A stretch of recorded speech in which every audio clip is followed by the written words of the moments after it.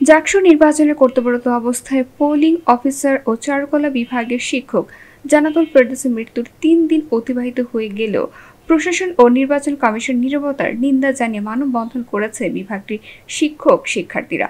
দুপুরে বিশ্ববিদ্যালয়ের কেন্দ্রীয় শহীদ মিনারের সামনে সড়কে এই মানববন্ধন করেন তারা। মানববন্ধনে শিক্ষক জানাতুল ফেরদৌসের মৃত্যুর জন্য প্রশাসন ও নির্বাচন কমিশনের অব্যবস্থাপনাকে দায়ী করেন শিক্ষক শিক্ষার্থীরা। এছাড়া নির্বাচনে অনিয়ম অব্যবস্থাপনার বিষয়টি প্রশাসন নানাভাবে ধামাচাপা দেওয়ার চেষ্টা করছে বলে অভিযোগ তাদের। একই সঙ্গে জান্নাতুল ফেরদৌসের অকাল প্রয়াণের স্মরণে ক্যাম্পাসের একটি সড়কের নামকরণ এবং তার পরিবারের ভবিষ্যৎ বিবেচনা পরবর্তী সময়ের প্রাপ্য বেতনের সমমানের অর্থ প্রদানের দাবি জানান মানববন্ধনকারী শিক্ষক শিক্ষার্থীরা। খুবই শান্ত, খুবই ভদ্র বিনয়ী একটা মেয়ে। প্রশাসনিক অনেক অব্যবস্থাপনার কথা ইতিমধ্যে আমাদের কলিগরা বলেছেন।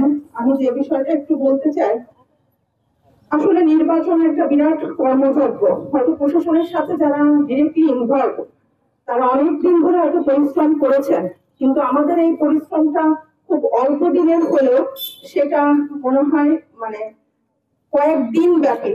আমরা অনেকেই আছে, আমরা নির্ঘুম রাত কাটিয়েছি এবং আমার এত বছরের লাইফে আমি একটা রাত পুরোটা কখনো জাগি নাই, যেটা আমার এই নির্বাচনকে কেন্দ্র করে জেগে থাকতে হয়েছে।